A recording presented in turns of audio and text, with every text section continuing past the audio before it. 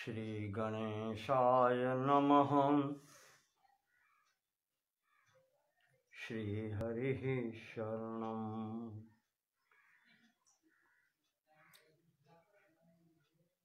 वेदांतार्थ प्रकाशेन जगदान्ध्य निवारकान् सर्वाचार्याग्रगण्यास्तान् वन्दे शङ्करदेशिकान्। परवाक्यरसाभिज्ञान् सज्जनान् ब्रह्मवित्तमान् निन्दासूयादिरहितान् प्रणमामि महात्तमान्। मार्गं ते सम्प्रवक्ष्यामि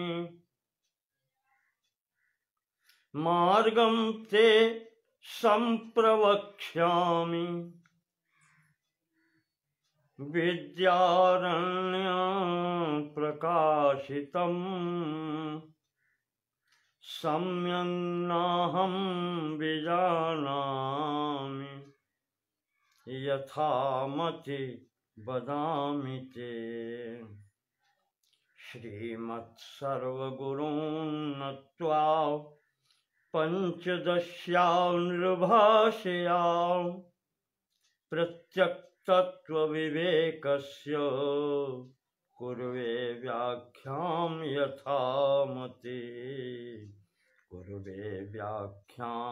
यथामति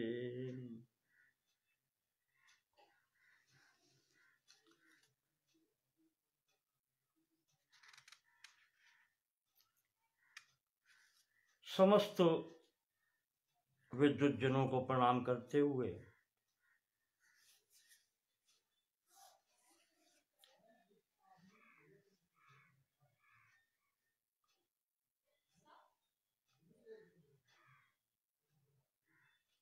पंचदशी ग्रंथ के आज के द्वितीय भाग में प्रवेश करने पर ये प्रथम प्रकरण है, तत्व विवेक प्रकरण।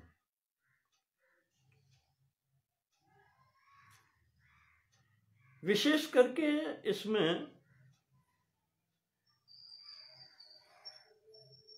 परमात्म तत्व और जीव तत्व का ऐक्य प्रतिपादित किया गया है।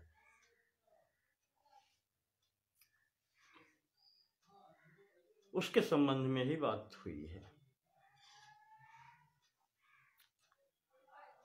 तो मंगलाचरण के बाद में प्रथम 2 श्लोकों में मंगलाचरण करके गुरु की वंदना करके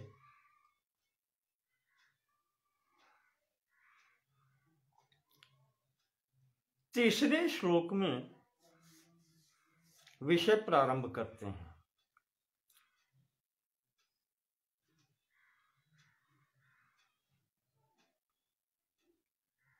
विद्यारण्य स्वामी जी कहते हैं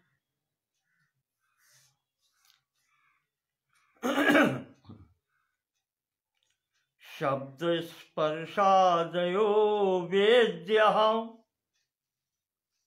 वैचित्र्या जागरे पृथक् ततो विभक्ता तत् संविद एक रूप्यान्न भिद्यते।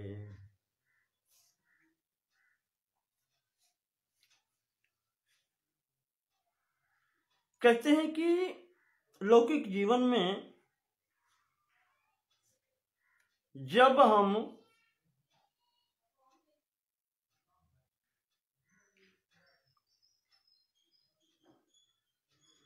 इंद्रियों के द्वारा ज्ञान प्राप्त करते हैं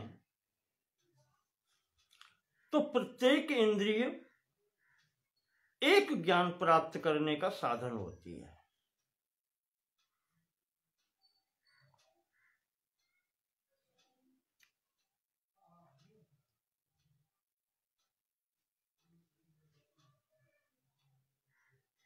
अर्थात कहें तो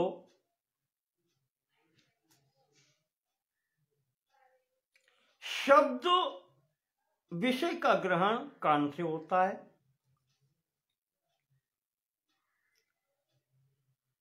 स्पर्श का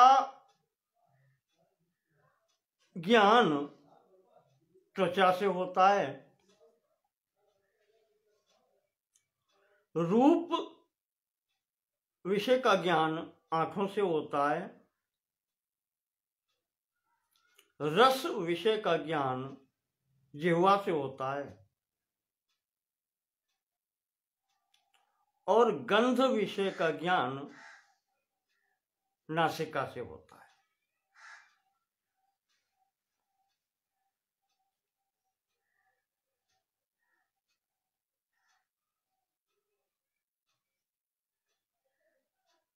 इस प्रकार से किसी वस्तु का ज्ञान प्राप्त करने के लिए जो हमारे पास साधन हैं,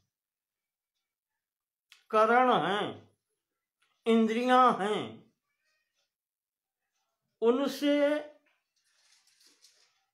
अलग अलग 5 प्रकार का कम से कम ज्ञान प्राप्त होता है।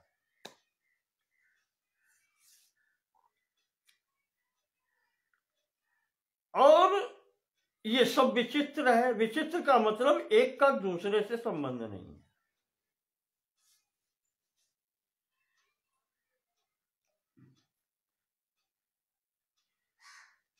या पश्यति सा न ब्रूते, आया है देवी भागवत में। जो देखता है वो बोलता नहीं।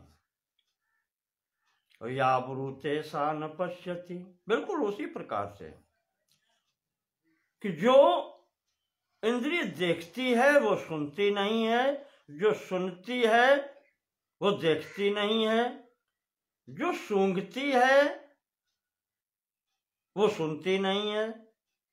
सब इंद्रियों का अलग अलग ज्ञान होता है।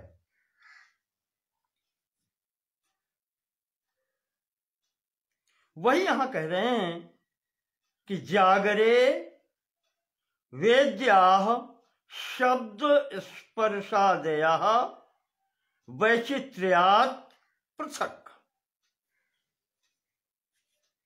जागरे, संसार में जागृत अवस्था कह रहे हैं उसको। भौतिक जगत में इंद्रियों के द्वारा जो ज्ञान पृथक पृथक दिखाई पड़ता है, ततः विभक्ता,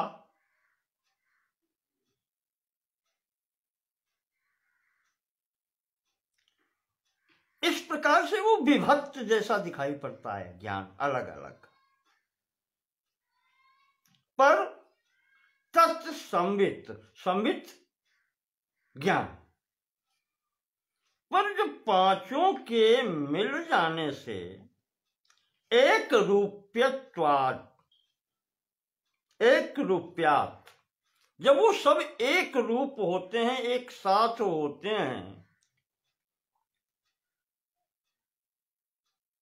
तो जो वो ज्ञान है, एकत्रित ज्ञान है, वो सब एक रूप हो जाता है, एक वस्तु का ज्ञान करा देता है। न भेद्यते, फिर उसमें भेद नहीं रह जाता।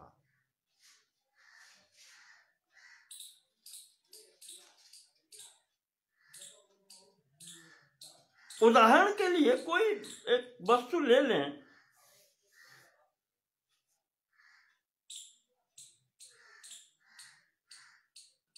जैसे घड़ा है, तो उसके विषय में प्रत्येक इंद्रिय अलग अलग अनुभव करती है, और जब वो तत्संवित, जब वो सब एक साथ हो जाता है,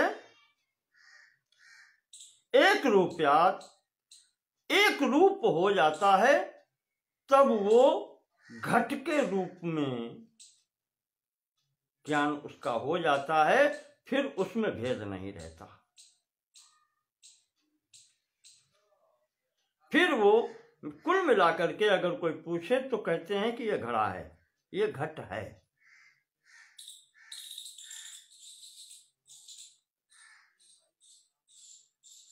उसके विषय में फिर नहीं रह जाता कि उसका आकार बताएं, कि उसका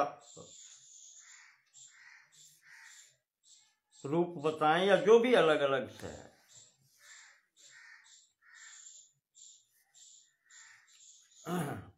या जैसे हाथी नहीं आता है उदाहरण घटना के रूप में कि 5 अंधे उसको देख रहे हैं हाथ से स्पर्श करके, तो जिसको खंबे जैसा पैर दिखाई पड़ता है वो कहते हैं खंबे जैसा है, जिसको आगे की सूंड पकड़ में आती है वो कहता है ये उस तरीके का है, कान दिखाई पड़ते इस तरीके का है। वो सबका ज्ञान अलग अलग होता है, लेकिन जब सब इकट्ठा होता है तब वहां तो अंधे की बात थी, यहाँ तो देखने वाला भी है, दर्शनेंद्रिय भी है। तो ये जब इकट्ठे होते हैं तो कह देते हैं कि ये हाथी है।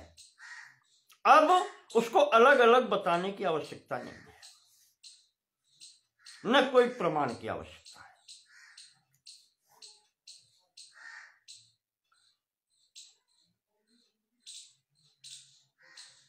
तो ये जो एकत्र करके करणों के द्वारा, इंद्रियों के द्वारा जो ज्ञान होता है वो संवित ज्ञान कहलाता है।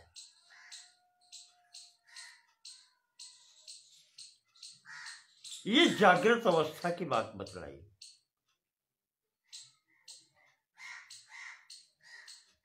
इसी प्रकार से जब देखें आगे कहते हैं तथा स्वप्नेत्र वेद्यम तु, इसी प्रकार की स्थिति स्वप्न काल में है, जब व्यक्ति न तो सो रहा है न जाग रहा है, मध्य की स्थिति है।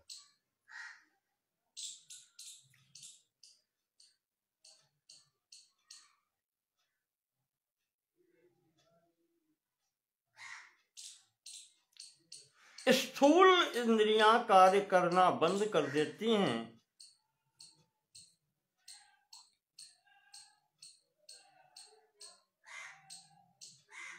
पर क्रियाएं सब वैसी की वैसी ही होती हैं। यहां भी सूक्ष्म इंद्रियां कार्य करती हैं।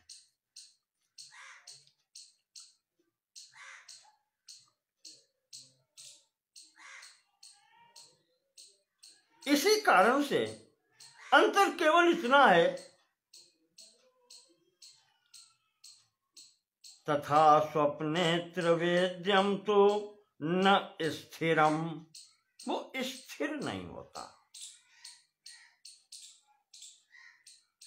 जागरे स्थिरम, जैसा कि जागृत अवस्था में भौतिक वस्तु या किसी वस्तु को देखने पर वो वस्तु स्थिर दिखाई पड़ती है, सामने रहती है, पर स्वप्न के बाद में वो वस्तु जो स्वप्न में देखी है वो स्थिर नहीं रहती।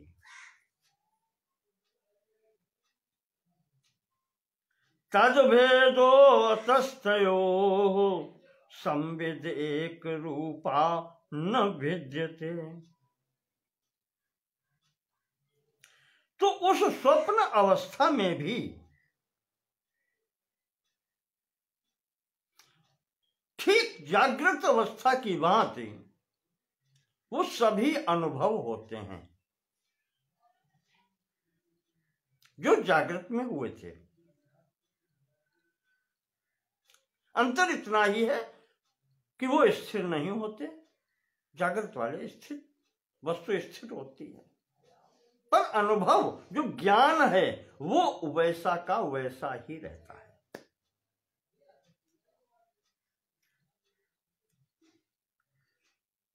अब जिस वस्तु के विषय में ज्ञान है वो वस्तु स्थिर न रहने के कारण हो सकता है वो, या होता है कि वो ज्ञान स्थिर नहीं रहता, पृथक पृथक वाला। स्वप्न में भी जो पृथक पृथक इंद्रियां, सूक्ष्म इंद्रियां कार्य करती हैं, पर ज्ञान तो होता ही है। और फिर जब वो ज्ञान एकत्र होता है तत्संवित या तयो ज्ञानियो संवित रूपा, उन सब ज्ञानों का संवित स्वरूप, एक स्वरूप जो ज्ञान होता है संवित, एक रूपा, एकत्र होकर के जो संवित वो जो ज्ञान है, तदपि न भेजते, वो भी भिन्न नहीं होता है, वो भी वही रहता है।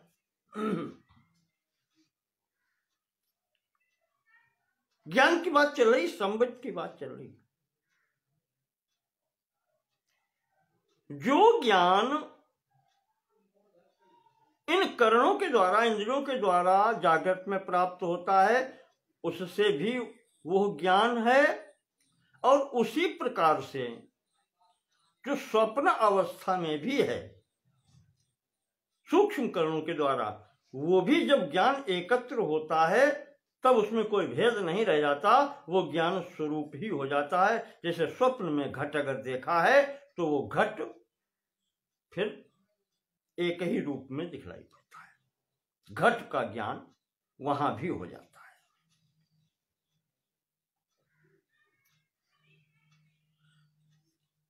तो यहां भी भेद नहीं रहता। तो जागृत में भी वो संवित एक रूप है और वह ये स्वप्न अवस्था में भी वह एक रूप है।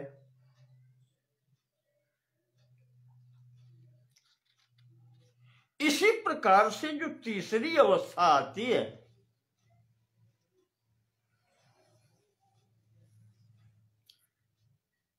जिसे आप सुषुप्ति अवस्था कहते हैं,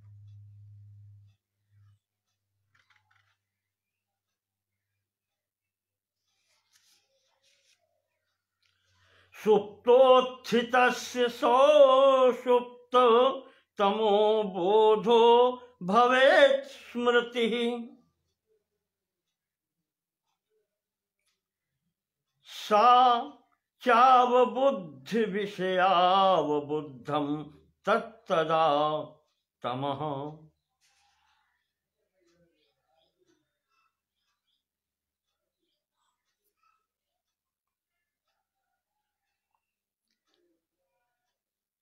अब जब सुषुप्ति अवस्था होती है, गाढ़ निद्रा की अवस्था जब होती है, कहते हैं वहां ज्ञान कैसे होता है?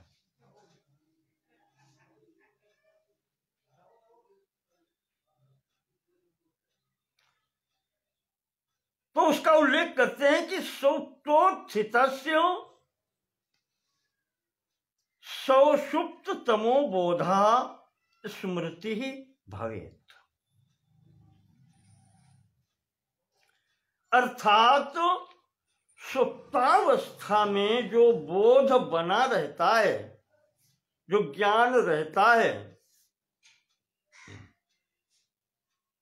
जो अनुभूति होती है, उसका बोध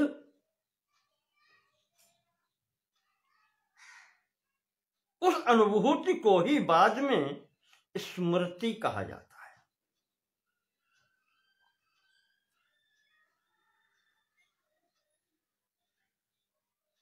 स्मृति जो होती है, याद जो होती है, वो किसी देखी हुई वस्तु के विषय में ही होती है।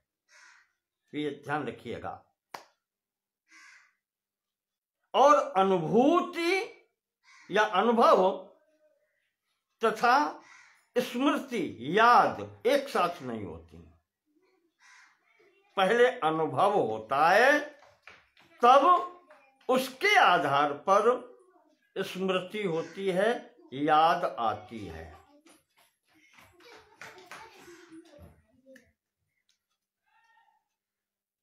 तो यहां जो है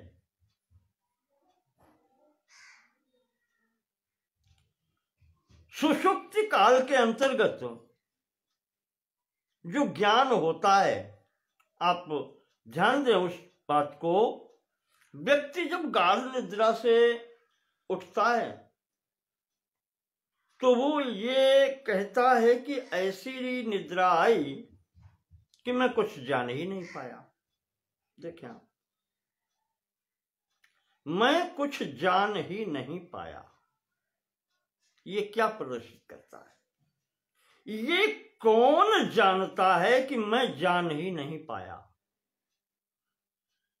ये तो अनुभूति है, ये अनुभव है कि मैं जान नहीं पाया।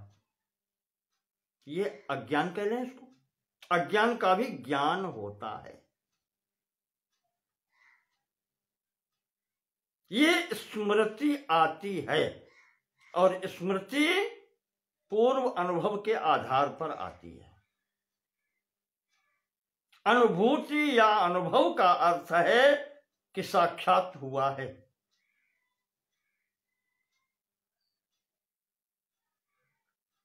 जिसके आधार पर स्मृति है, याद आती है, और वो कहता है कि मैं कुछ जान नहीं पाया।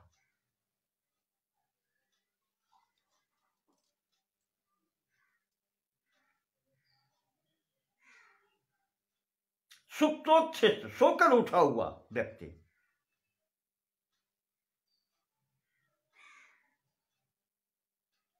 वो व्यक्ति जब कहता है कि मैं कुछ जान नहीं पाया, तो ये भी तो ज्ञान है। स्मृति रूप में या याददाश्त के रूप में जो वो कहता है, वो अपने अनुभूति के आधार पर ही तो कहता है। भले ही वो अज्ञान हो, वो कहता है कि मैं अज्ञानी हूं, या मुझे उसका ज्ञान नहीं हुआ, जान नहीं पाया, ये भी ज्ञान है। तो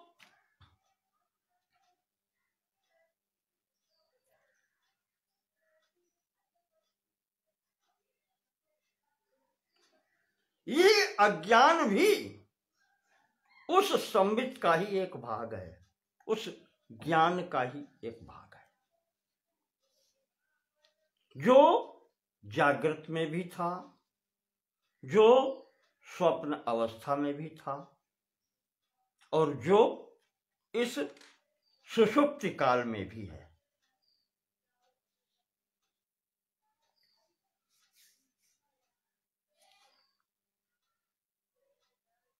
अभी ये जो संबित है, जो ज्ञान है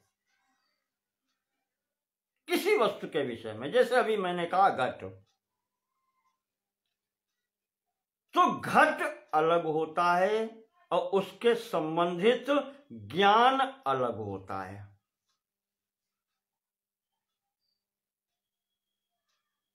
दोनों वस्तुएं एक नहीं है।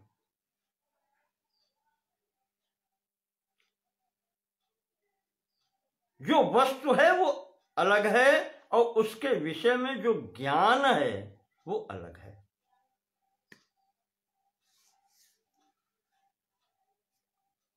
सबोधो विषयाद भिन्नो,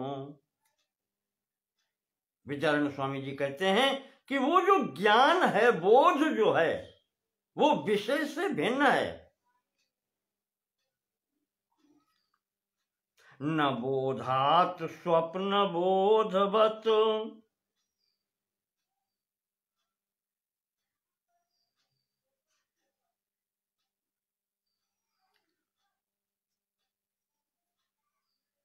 पर वो जो ज्ञान है वो ज्ञान से तो भिन्न नहीं है।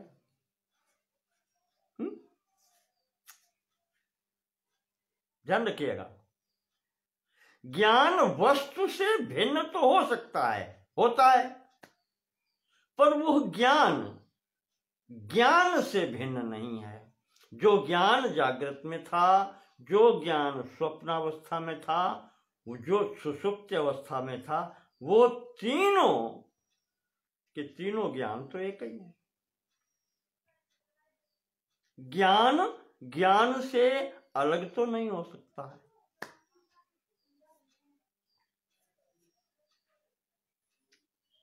एवं स्थान त्रयेप्येका, इस प्रकार से ये जो तीनों ज्ञान प्राप्त होते हैं, स्वामी जी कहते हैं ये तीनों ज्ञान तो ज्ञान ही हैं।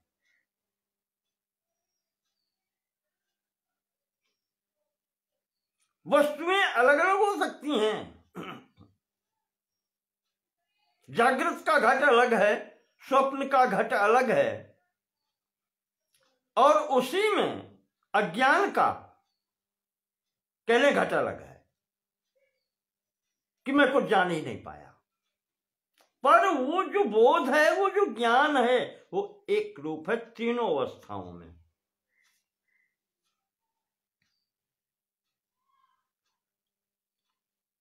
और यह ज्ञान जो है, जो अब तीनों अवस्थाओं में एक है,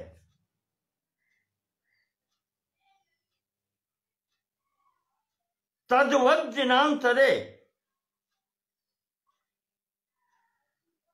दूसरे दिन भी अगर अनुभव करें तो वही रहता है। दिनों के अंतर से वो, उसमें कोई अंतर नहीं पड़ता। ज्ञान वो स्वरूप जो है, वो ज्ञान वो एक ही रहता है, चाहे आज हो चाहे कल हो।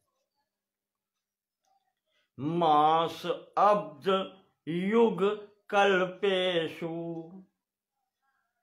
वहां दिनांतरे कह दिया, अब उसको और विस्तार करते हैं। कह रहे हैं कि चाहे महीना हो जाए, उस समय का विभाजन करते हैं। दिनांतरे का मतलब समय, समय परिवर्तन में भी वो ज्ञान वही रहता है। त्रयोऽपि एका, तीनों प्रकार का, जागृत का, स्वप्न का और सुषुप्त का, वो ज्ञान एक जैसा है। और चाहे महीना बीत जाए, चाहे वर्ष बीत जाए, अब चाहे युग बीत जाए और चाहे कल्प बीत जाए, गता कम्येषु अनेकधा, अनेक प्रकार से समय का जो विभाजन है वो बीत जाए, कोई अंतर नहीं पड़ता। नोदेति नास्तमत्ये नास्तमेत्ये काम,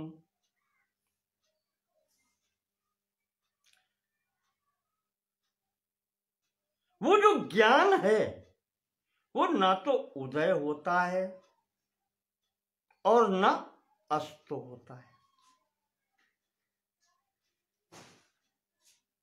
नहीं, ना तो प्रारंभ होता है वो और न समाप्त होता है, वो तो रहता ही है।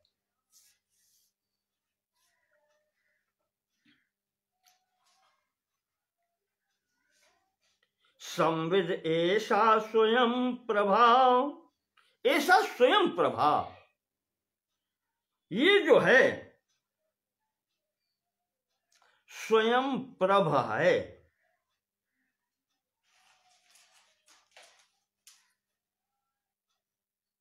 सुप्रकाशित है।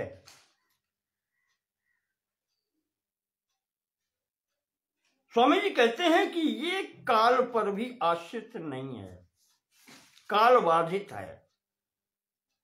कहने का तात्पर्य न प्रारंभ न ओदेति न अस्तमेति, न तो उदय होता, न तो इसका प्रारंभ है और न इसका अवसान है। ये क्या सिद्ध करता है? संविदेशा स्वयं प्रभा, ये ज्ञान जो है वो सुप्रकाशित है, ये सर्वदा रहता है, ये नित्य है। और जो वस्तु नित्य है वो सत्य होती है।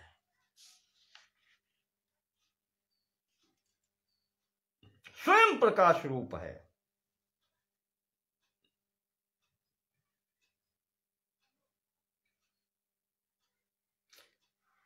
स्वयं प्रकाश का मतलब है इसके लिए किसी अन्य साधन की आवश्यकता नहीं पड़ती।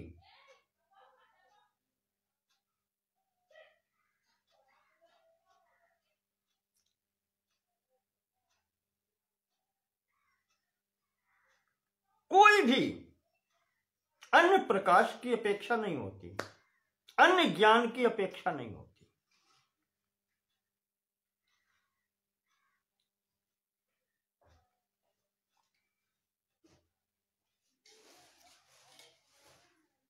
नोजेत न अस्तमेति, जब उदय नहीं होता, अस्त नहीं होता, तो नित्य रहता है, सत्य है। और यही स्थिति जब उसमें कोई परिवर्तन भी नहीं होता, तो भ्रम की या कल्पना भी नहीं की जा सकती, संदेह संशय की कोई कल्पना भी नहीं कर सकती। यही संबित स्वरूप जो है, इयम आत्मा परमानंदः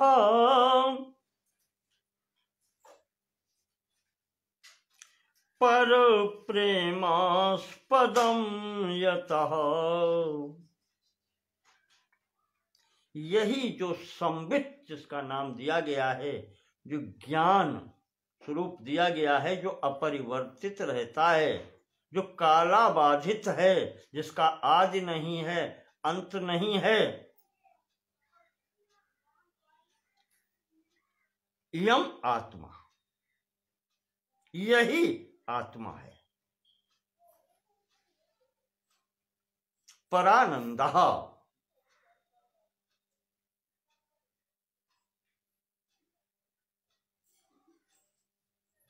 जो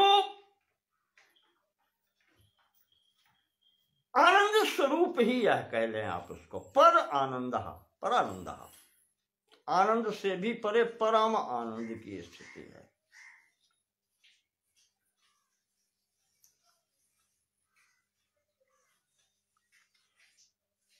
पर प्रेमास्पदम यतः, इस स्थिति में पर प्रेमास्पदम, परम प्रीति रहती है, इसी के कारण से परम प्रीति होती है, सब से प्रेम होता है।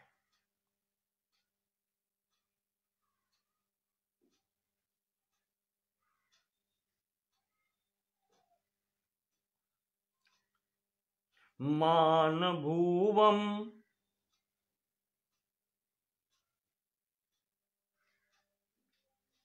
न भूयासम,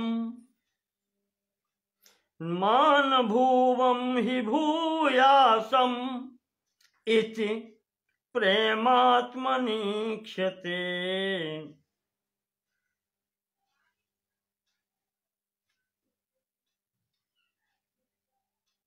इसी परम प्रेम के कारण, परम आनंद के कारण कोई भी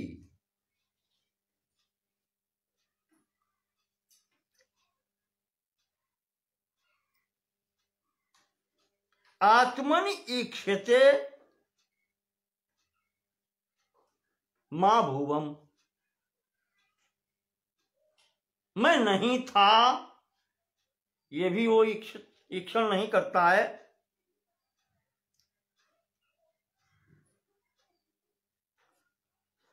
और न भूयासम, ऐसी भी कल्पना नहीं करता कि मैं नहीं रहूंगा। उदयस्य जब उसका है नहीं, पहले भी है, अभी भी है, आगे भी रहेगा, तो इसी कारण से यम आत्मा, आत्मा की तरफ ले चल रहे हैं। यह इसी को आत्मा कहते हैं, जो ज्ञान है, संबित है, यही आत्मा है। और ये ऐसी, इसमें कल्पना भी नहीं है कि मैं नहीं था या मैं नहीं रहूंगा, कोई नहीं कह सकता। प्रत्येक यही चाहता है कि मैं सदैव बना रहूं।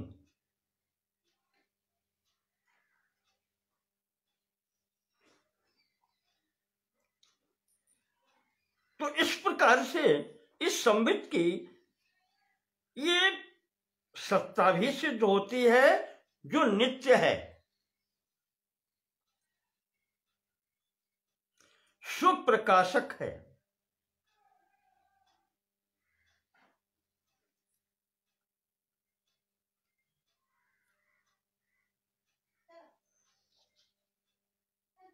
इसे दूसरे की अपेक्षा नहीं है।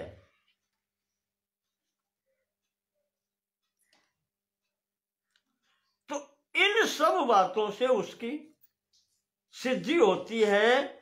सत्य जो सर्वदा स्थिति है उसकी, चित्त जो संबित स्वरूप है, ज्ञान स्वरूप है, और वो जो आनंद है।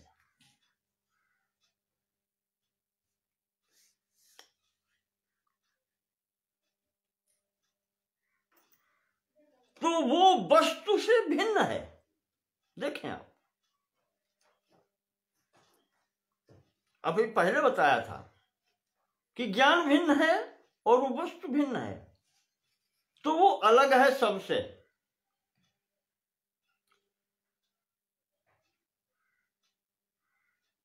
इस कारण से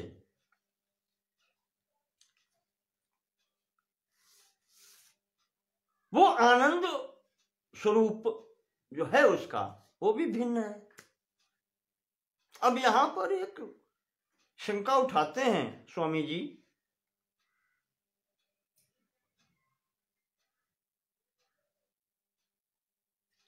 कि यहां पर आनंद की सिद्धि कहां से हो रही है।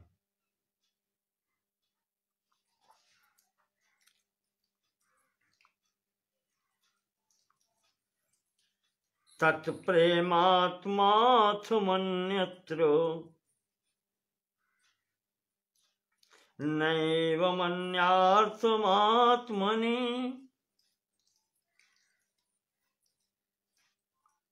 अतस्तत्परमं तेन परमानंदतात्मनः।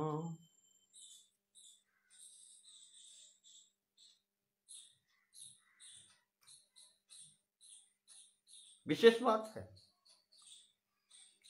जब हम प्रेम कहते हैं, प्रेम से ही आनंद की उत्पत्ति है।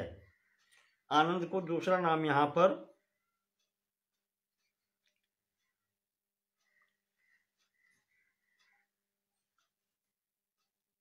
आनंदानुभूति प्रेमी के प्राप्त होने पर ही होती है।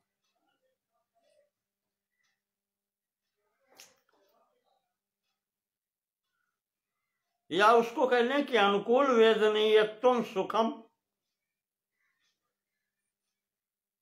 अनुकूल वस्तु के प्राप्त होने पर सुख की प्राप्ति वही प्रेम, और उसी को कहें तो आनंद की प्राप्ति होती है। तो यहां ये कहते हैं तत्प्रेमात्मात्मन्यत्र, अन्यत्र प्रेम तत् आत्मार्थम। जो अन्यत्र प्रेम होता है अपने से अलग वस्तु में या व्यक्ति में कह लें,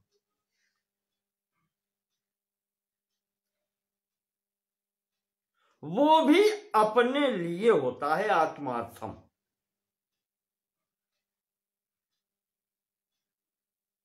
आपको याद दिलाऊं, बृहदारण्यक उपनिषद में याज्ञवल्क्य जी और उनकी पत्नी मैत्रेयी जी का संवाद है। वहां इसी बात पर चर्चा हुई है कि संसार में किसी व्यक्ति को पुत्र से प्रेम जो होता है वो पुत्र के लिए नहीं होता है, तत् आत्मार्थम, वो प्रेम भी अपने लिए होता है।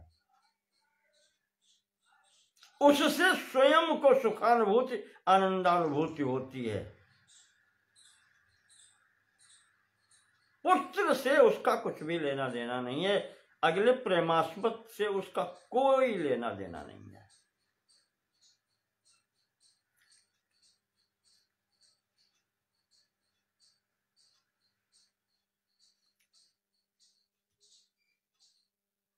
पत्नी से प्रेम, पति से प्रेम, या सांसारिक और कोई भी प्रेम जितने भी हैं, संपत्ति से प्रेम, वो उसके लिए नहीं होता है। उस तत्व सर्वम आत्मार्थम, वो सब अपने लिए, अपने को प्रिय लगने वाला होता है, अपने को सुख देने वाला होता है, अपने को आनंद देने वाला होता है, इसलिए वो प्रिय होता है।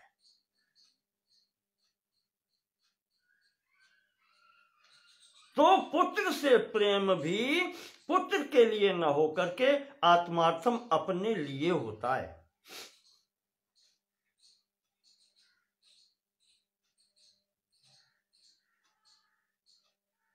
नैवं अन्यार्थमात्मनि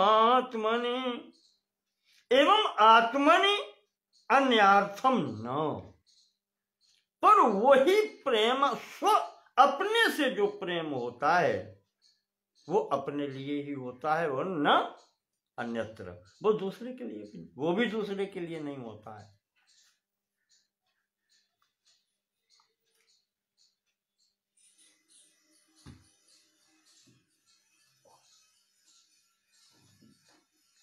तो अन्यत्र प्रेम तत् आत्मार्थम और आत्मनि तत् आत्मार्थम,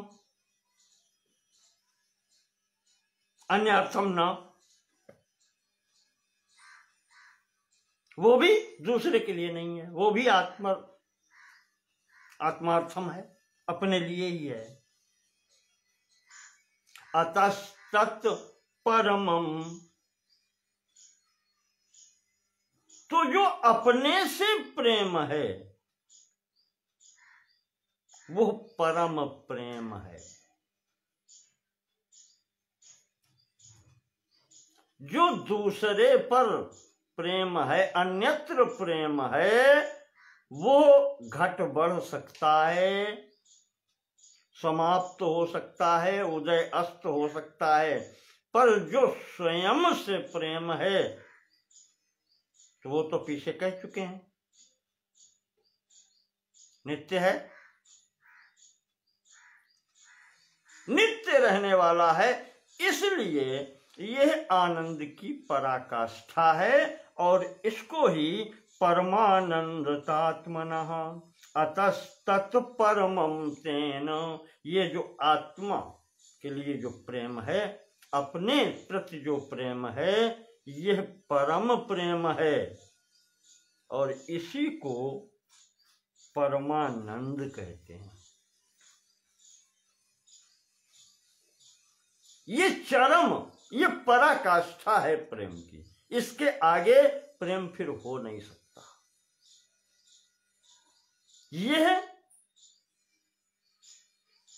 एक में ही होता है, यहां दो के लिए स्थान नहीं है। परमानंद वहीं पर होता है जहां पर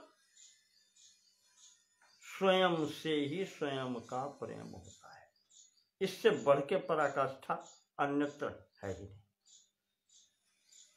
ये चरम अवस्था है प्रेम की, इसीलिए इसको परमानंद कहते हैं, आनंद की पराकाष्ठा।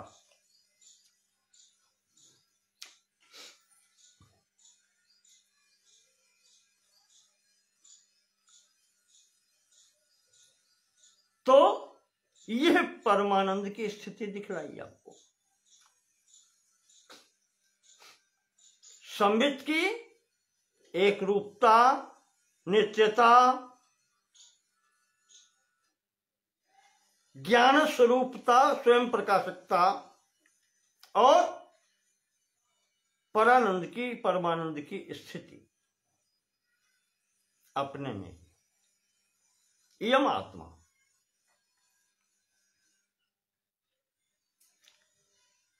तो अब स्वामी जी आगे कहते हैं कि जब ये स्थिति है, इत्थम सच्चित परानंद आत्मा युक्त्या तथा विधम। इत्थम युक्त्या, इस प्रकार की युक्तियों के द्वारा जो पीछे बतलाया है, आत्मा जो है, आत्मा सत चित परानंद और परम आनंद स्वरूप है। सत्य है, कालाबाधित, चित्त स्वयं प्रकाशक ज्ञान स्वरूप, और परानंद परमानंद सहित है। ये तीनों गुण अब सच्चित आनंद की स्थिति आ रही है।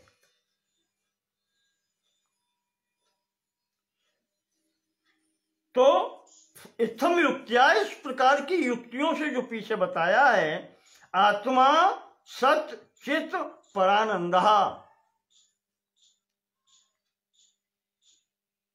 इत्थम सच्चित परानंद आत्मा युक्त्या तथा विधम परम ब्रह्म तयोश्चैक्यम श्रुत्यन्ते सुपदिश्यते। और स्वामी जी कह रहे हैं कि जब इत्थम युक्त्या आत्मा, इस प्रकार की युक्तियों के द्वारा आत्मा के विषय में सत्य चित्त और परमानंदत्व सिद्ध हो जाता है, तो तथा विधम परम ब्रह्म, उसी प्रकार वही सब गुण पर ब्रह्म में भी है, ब्रह्म में है। तथा विधम परम ब्रह्म, वो जो परम ब्रह्म कहा जाता है वो भी तो वैसे ही है, तथा विधम उसी प्रकार का है। और फिर जब तथा विधम परम ब्रह्म, तो फिर श्रुति कहती है, श्रुति में जगह जगह पर, उपनिषदों में स्थान स्थान पर ये आया है, तयोश्चैक्यम श्रुत्यन्ते सुपदिश्यते, श्रुत्यन्ते वेदांतेषु अपि दृश्यते तयोः ऐक्यम। तो उस आत्मा की और उस ब्रह्म की एकता वेदांत में, उपनिषदों में हर जगह पर उपदेश की गई है, इनमें कोई अंतर नहीं है। तयोः ऐक्यम कहने के लिए दो अलग अलग हैं, पर ये दोनों एक स्वरूप में। विद्यारण्य स्वामी जी ये कहते हैं कि इन युक्तियों से जो आत्मा की सत्ता सिद्ध होती है, और ठीक ऐसा ही यही गुण घटित है पर ब्रह्म में, तथा विधम परम ब्रह्म, बिल्कुल वही स्वरूप परम ब्रह्म का है। और फिर वेदांतेषु उपनिषदेषु, वेदांत जो है उपनिषदों, उपनिषद को कहा जाता है, और उसमें भी स्थान स्थान पर इनकी एक रूपता सिद्ध की गई है, उपदेश किया गया है।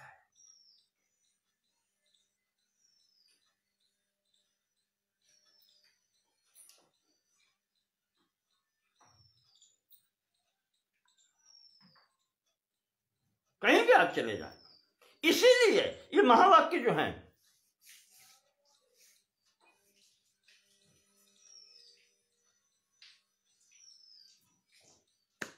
तत्त्वमसि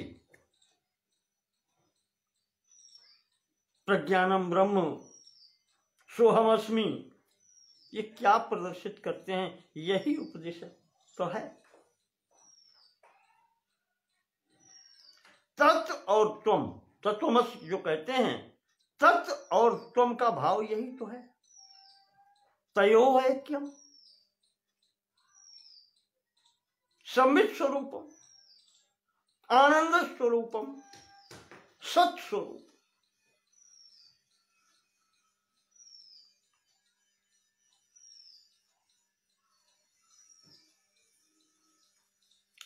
अब यहां पर एक शंका उठती है कि आत्मा और परमात्मा को मिला दिया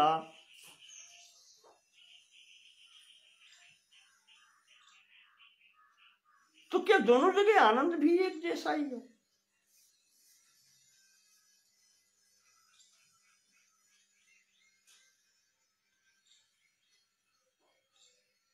जैसे उसमें करते हैं व्यष्टि और समष्टि का लेकर के, व्यष्टि अलग अलग होकर के जब एक साथ होती है तो समष्टि होती है, और यहां तो व्यष्टि समष्टि का भेद ही खत्म कर दिया, दोनों एक ही हैं।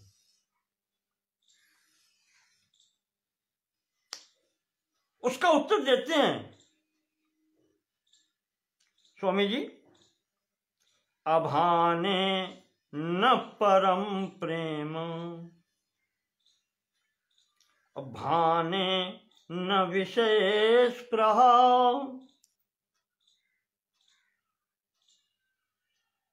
अगर इस विषय का भान नहीं है, आभास नहीं है, ज्ञान नहीं है, भान का कह लें आप,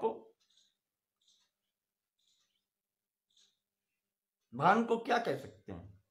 भान नहीं होना या भान होना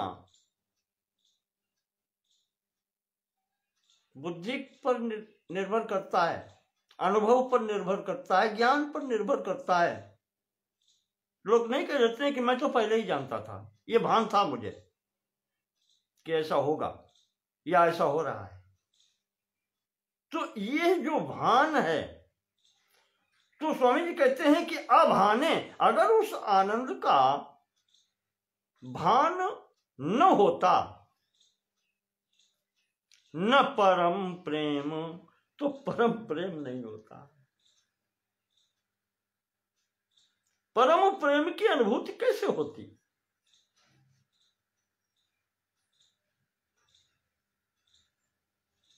तो वो छोटी छोटी क्षुद्र वस्तुओं के पीछे भागता रहता, उनसे प्रेम करता रहता, वो क्षुद्र सुख हैं, जो अलग अलग जो आनंद सीकर हैं, जिसमें कोई नहीं है, बिंदु हैं। सिंधु कहाँ है? वो सिंधु तो वही है। जब स्वयं से प्रेम होगा, वो आनंद जो होगा वो परानंद है, परमानंद है। और अभाने, अगर उसका भान नहीं है, किसी भी कारण से हो, तो न परम प्रेम, फिर वो परम प्रेम नहीं है, परम आनंद नहीं है।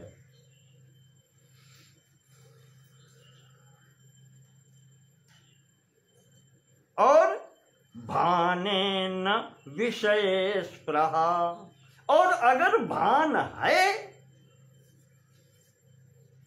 तो फिर विषयों की कामना समाप्त हो जाती है, फिर किसी बाहर से प्रेम नहीं रहेगा।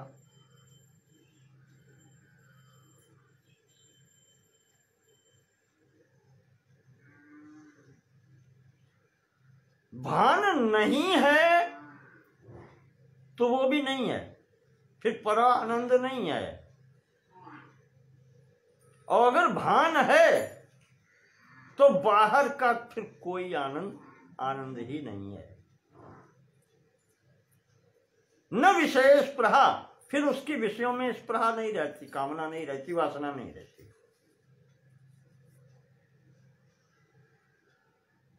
अतो भानेप्यभाता सौ परमानंदतात्मना,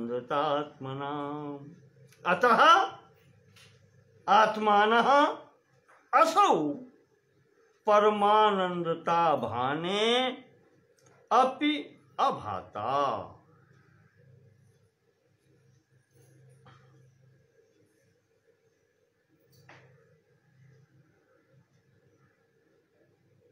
आत्मना असौ परमानंदता भाने, आत्मा में परानंद का परमानंद का भान हो जाने पर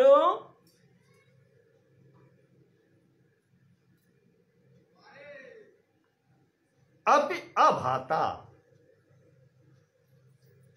फिर उसके लिए कहीं प्रेम रह नहीं जाता, यानी वैराग्य की स्थिति हो जाती है।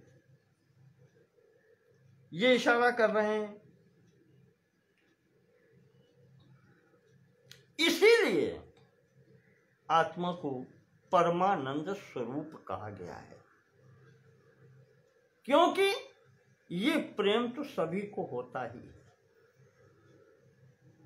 जब तक भान नहीं होता तब तक भागता घूमता रहता है, और जब भान हो जाता है तो न विषय स्पृहा, फिर विषयों से स्पृहा नहीं रहती, क्योंकि उससे बड़ा सुख फिर कहीं है ही नहीं। इसीलिए कहा जाता है कि आनंद शब्द का भी पर्याय नहीं है। अब देख लें, सुखादि शब्दों का पर्याय हो सकता है, पर आनंद शब्द का पर्याय नहीं। वो आत्मानंद है, वो परानंद है।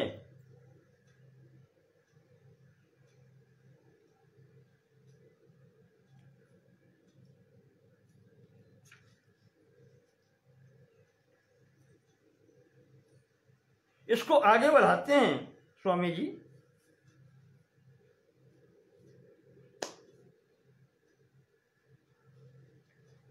इसको यहीं तक रखें। चलो, आनंद की बात यहीं तक रखते हैं, इसके आगे की बात अगले खंड में करेंगे। तो यहां तक ये बात हो गई कि जब इसका भान नहीं होता है, अब हाने परम प्रेम न। जब तक भान नहीं होता है तब तक वो परम प्रेम नहीं है। भान हो जाने पर परम प्रेम की स्थिति हो जाती है, फिर न विषय स्पृहा, फिर किसी विषय में स्पृहा नहीं रहती।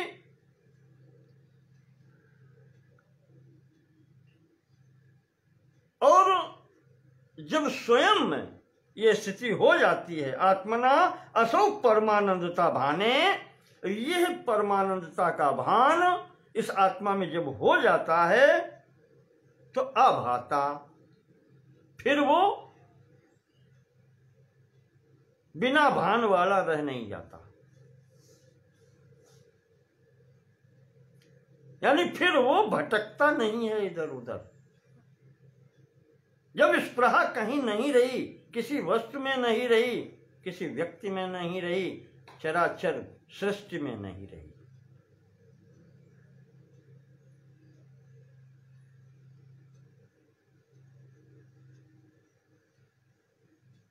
आत्मा की आत्मा से प्रेम स्वरूप जो आनंद है, वो परमानंद है, वो स्वयं में स्थिर हो जाता है।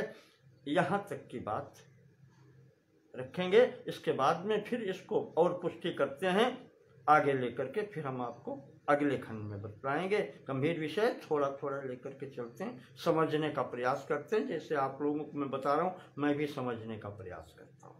जितना बुद्धि काम देती है, समझ में आता है, उतना आपके समक्ष रखता हूँ। सहयोग के लिए बहुत बहुत धन्यवाद। जो भाई लाइव देख रहे हैं उनका भी आभार। भट्ट भुवन जी यहाँ पर नाम आ रहे हैं, पुरुषोत्तम आचार्य इज वाचिंग, आपका बहुत बहुत धन्यवाद।